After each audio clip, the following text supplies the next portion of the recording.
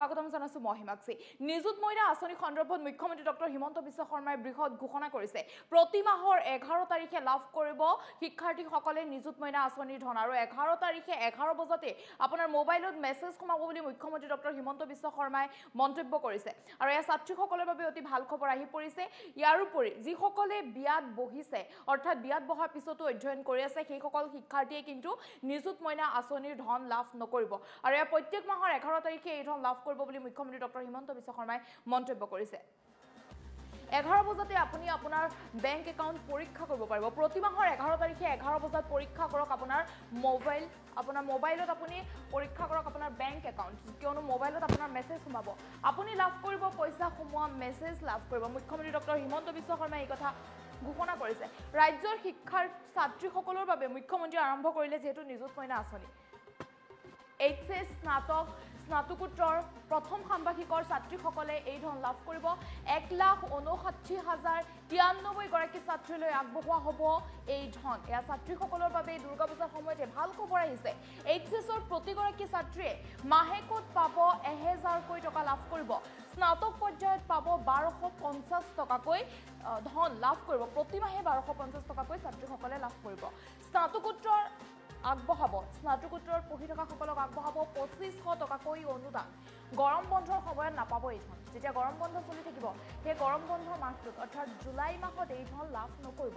বিদ্যালয়ত অত্যাধিক অনুপস্থিত থকা ছাত্ৰীয়ে নাপাব এই ধন অনুপস্থিত থাকিব নোৱাৰিব এয়া ছাত্ৰীসকলৰ বাবে কিছু নিয়ম আহি পৰিছে স্নাতক পৰ্যায়ত বিয়াত বহা ছাত্ৰীয়ে নাপাব এই ধন স্নাতক পৰ্যায়ত যদি বিয়াত বহিছে তেন্তে এইসকল ছাত্ৰীয়ে এই ধন নাপাব স্নাতক পৰ্যায়লৈ বিয়াত নবহিলেহে লাভ কৰিব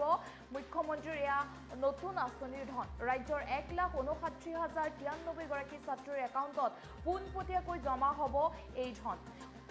পৰৱৰ্তী সময়ত মুঠ 10 লাখ ছাত্ৰীক সামৰি লোৱাৰ লক্ষ্য ৰখা হৈছে মুখ্যমন্ত্ৰী ডক্টৰ হিমন্ত বিশ্ব শৰ্মাই উল্লেখ কৰিছে প্ৰতি মাহৰ 11 তাৰিখে 11 বজাত পৰীক্ষা কৰক আপোনাৰ মোবাইলতে আপোনাৰ বেংক একাউণ্ট পৰীক্ষা কৰক কিন্তু মোবাইলত আপোনাৰ পোনপটীয়াকৈ ধন জমা হ'ব বুলি মুখ্যমন্ত্ৰী ডক্টৰ হিমন্ত বিশ্ব শৰ্মাই উল্লেখ কৰিছে ইয়াৰ উপৰি প্ৰত্যেকগৰাকী ছাত্ৰীয়ে কিন্তু নাপাব বাধ্যবাধকতা কিছুমান অনা হৈছে ছাত্ৰীসকল অতিমাত্ৰাত যদি অনুপস্থিত থাকিলে কিন্তু এই ধন লাভ নকৰিব উপস্থিত থাকিব লাগিব শিক্ষানুষ্ঠানত তেতিয়া এই ধন লাভ কৰিব ইয়াৰ উপৰি স্নাতক পৰ্যায়ত যদি শিক্ষাৰ্থী অৰ্থাৎ ছাত্ৰীসকল যদি বিবাহিত হয় বা বিয়াত সোমায় তেতিয়া কিন্তু সেইসকল ছাত্ৰীয়ে এই ধন লাভ নকৰিব মুখ্যমন্ত্ৰী ডক্টৰ হিমন্ত বিশ্ব শৰ্মাই বৃহৎ ঘোষণা কৰিছে ছাত্ৰীসকলৰ নিযুত মইনা আঁচনিৰ সন্দৰ্ভত প্ৰতি মাহৰ 11 তাৰিখে এই আঁচনিৰ ধন ছাত্ৰীসকলৰ একাউণ্টত পোনপটীয়াকৈ জমা হ'ব বুলি মুখ্যমন্ত্ৰী ডক্টৰ হিমন্ত বিশ্ব শৰ্মাই উল্লেখ কৰিছে গতিকে 11 তাৰিখে 11 বজাতে আপোনাৰ বেংক একাউণ্ট পৰীক্ষা কৰক প্ৰত্যেক মাহৰ 11 তাৰিখে 11 বজাত বেংক একাউণ্টত পোনে ছাত্ৰীসকলৰ বেংক একাউণ্টত পোনে জমা হ'ব নিযুত মইনা আঁচনিৰ ধন নিযুত মইনা আঁচনিৰ সন্দৰ্ভত মুখ্যমন্ত্ৰী ঘোষণা গৰম বন্ধৰ সময়ত কিন্তু ছাত্ৰীসকলে এই ধন নাপাব যেহেতু গৰম বন্ধত বিদ্যালয় বা মহাবিদ্যালয়সমূহ বন্ধ থাকিব বা বিশ্ববিদ্যালয়সমূহ বন্ধ থাকিব গতিকে গৰম বন্ধৰ সময়ত নিযুত মইনা আঁচনিৰ ধন ছাত্ৰীসকলে লাভ নকৰিব বুলি মুখ্যমন্ত্ৰী ডক্টৰ হিমন্ত বিশ্ব শৰ্মাই উল্লেখ কৰিছে ইয়াৰ উপৰি যিসকল ছাত্ৰীয়ে অনুপস্থিত থাকে মহাবিদ্যালয় বা বিশ্ববিদ্যালয়ত অনুপস্থিত থাকে সেইসকল ছাত্ৰীয়ে কিন্তু লাভ নকৰিব এই ধন ইয়াৰ উপৰি মুখ্যমন্ত্ৰীগৰাকীয়ে উল্লেখ কৰিছে যে যিসকলে বিবাহ পাশত আবদ্ধ হয় সেইসকলেও এই ধন লাভ নকৰিব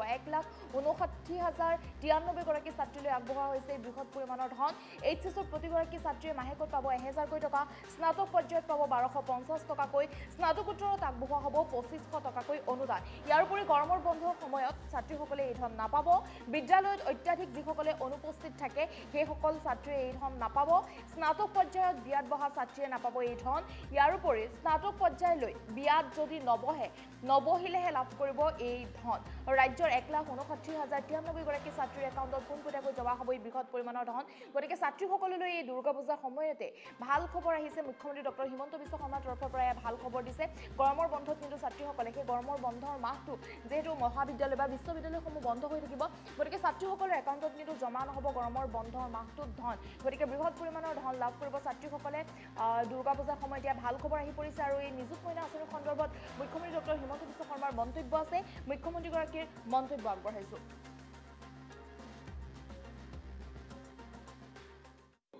অহা মাহৰ পৰা 11 তাৰিখে বেংকত 11 বজাত তোমালোকৰ মোবাইলত বা দেউতাৰ মোবাইলত টিক আহিব 11 বজাত বেংকত এই টকাখিনি 11 তাৰিখে জমা হৈ যাব মই এই কথাটো এই কাৰণে কৈছো যে দেউতাৰ যেহেতু মোবাইলটো দেউতাৰ সকলোৰে মোবাইল নাথাকিব পাৰে দেউতাই ভাবিব পাৰে টকাটো ক'ৰ পৰা আহিলে গতিকে আজিৰ পৰাই ঘৰত আমি কৈ দিম যে 11 তাৰিখে যিটো টকা বেংকত সোমাব সেইটোৱে হৈছে নিযুত মইনা আৰু এইটো মোবাইল দেউতাৰ মেছেজত যাব বা যাৰ নম্বৰ দিছা তাৰ মেছেজত যাব কিন্তু তোমালোকৰ একাউণ্টতে এই টকাটো সোমাব বেলেগৰ একাউণ্টত এই টকাটো নুসুমাই ইয়াৰ পিছত আমি পইচাটো পাই গৈ থাকিম কেতিয়ালৈকে পাম যে ফাৰ্স্ট ইয়াৰৰ পিছত পৰীক্ষা পাছ কৰি আমি সেকেন্ড ইয়াৰত নাম ভৰ্তি কৰিম সেকেন্ড ইয়াৰত আমি যদি পৰীক্ষা পাছ কৰো তেতিয়া আমি সেকেন্ড ইয়াৰৰ পইচা পাম কিন্তু কোনোবাই যদি ফাৰ্স্ট ইয়াৰৰ পৰীক্ষাত উত্তীৰ্ণ নহয় বা নিজে পঢ়া এৰি দিয়ে তেতিয়া হলে সেকেন্ড ইয়াৰত আমি নিযুত মইনা আঁচনি নাপাও আৰু এটা সৰু ইয়াত শৰ্ত নহয় পৰামৰ্শ যে ছাত্ৰীসকলে তেতিয়া নিযুত মইনা আঁচনি পাব যাৰ বিৰুদ্ধে কোনো অভিযোগ নাথাকিব অৰ্থাৎ অভিযোগ মানে ক্লাছ নকৰা বা বিভিন্ন ধৰণৰ যিবিলাক আমাৰ স্কুলত যাক ভাল একাডেমিক এক্টিভিটি বুলি কোৱা নহয় সেই কাৰণে মই ছাত্ৰীসকলক অনুৰোধ কৰিম যে দ্বিতীয় বৰ্ষত এই পইচাটো যাতে আমি পাই থাকো তাৰ কাৰণে প্ৰথম গুৰুত্বপূৰ্ণ নিয়মানুৱৰ্তিতা নিজৰ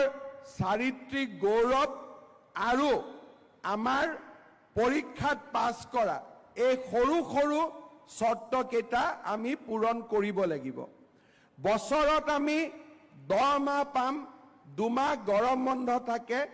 গৰম বন্ধৰ 2 মাহত এই পইচাটো আমি নাপাওঁ আমি স্কুল চলি থকা সময়তহে আমি এই পইচাটো পাম কোনোবাই দ্বিতীয় বৰ্ষত নাম লগালে কিন্তু স্কুলত নাহে এটেন্ডেন্স নাই তেতিয়াও আমি এই পইচাটো দ্বিতীয় বৰ্ষত আমি নাপাম অন্তত আমি ইউনিভাৰ্সিটিয়ে যিমান এটেন্ডেন্স বিচাৰে হিমানখিনি এটেন্ডেন্স যাতে আমাৰ থাকে ঠিক তেনেকে যিসকলে ডিগ্ৰী ফাৰ্স্ট ইয়াৰৰ ছোৱালীয়ে এই পইচা যি পাব তেওঁলোকেও ডিগ্ৰী সেকেন্ড ইয়াৰতো পাব ডিগ্ৰী থাৰ্ড ইয়াৰতো পাব খালি সেকেন্ড ইয়াৰত অৰ্থাৎ থাৰ্ড সেমিষ্টাৰত আমি নাম ভৰ্তি কৰিব লাগিব ফিফথ সেমিষ্টাৰত আমি নাম ভৰ্তি কৰিব লাগিব মাহত 1250 টকাকৈ প্ৰত্যেক মাহৰ 11 তাৰিখে 12 বজাৰ আগতে বেংকত টকা জমা হ'ব যিসকলে পোষ্ট গ্ৰেজুৱেট পঢ়িব তেওঁলোকেও এই পুঁজি বা এই টকা বা এই বৃত্তি চৰকাৰৰ পৰা পাই থাকিব মাত্ৰ পোষ্ট গ্ৰেজুৱেট সেকেন্ড ইয়াৰতো নাম ভৰ্তি কৰিব লাগিব আৰু নিয়মীয়াকৈ ক্লাছত উপস্থিত থাকিব লাগিব এতিয়া বহুতে মোক কয় সেকেন্ড ইয়াৰৰ ষ্টুডেণ্টখিনিয়ে দ্বাদশ মানত পঢ়া ছাত্ৰীসকলে কয় যে মামা আমি নাপালো তোমালোকেও পাবা মাত্ৰ এইবাৰ ক্লাছ 12ত পাছ কৰি ডিগ্ৰী ফাৰ্স্ট ইয়াৰত এডমিশন ল'ব লাগিব কোনোবা সেকেন্ড ইয়াৰ আৰু ডিগ্ৰী থাৰ্ড ইয়াৰৰ ছোৱালীয়ে কৈছে যে আমি পোৱা নাই মই উত্তৰটো মোৰ এইটো হ'ব তোমালোকেও পাবা মাত্ৰ পোষ্ট গ্ৰেজুৱেটত নাম ভৰ্তি কৰাব লাগিব যদি কোনোবা ছোৱালীয়ে ডিগ্ৰী পঢ়ি থাকোতে বিয়া হৈ যায় তেতিয়াও এই পইচাটো পোৱা নাযাব কাৰণ এই পইচাটো আমি এই কাৰণে দিছো যাতে ডিগ্ৰী লৈকে আমি বিয়াত নবহো দেউতা মই বেয়া পাব নেকি আকৌ মই বিয়াত নবহো বুলি কোৱা কাৰণে আমি ডিগ্ৰী লৈকে বিয়াত বহিব নালাগে কিন্তু ইউনিভাৰ্সিটিত পঢ়া ছোৱালীখিনিয়ে বিয়াত বহিলেও বা বিয়া কৰিলেও এই বৃত্তি পাই থাকিব অৰ্থাৎ আমাৰ এটাই প্ৰচেষ্টা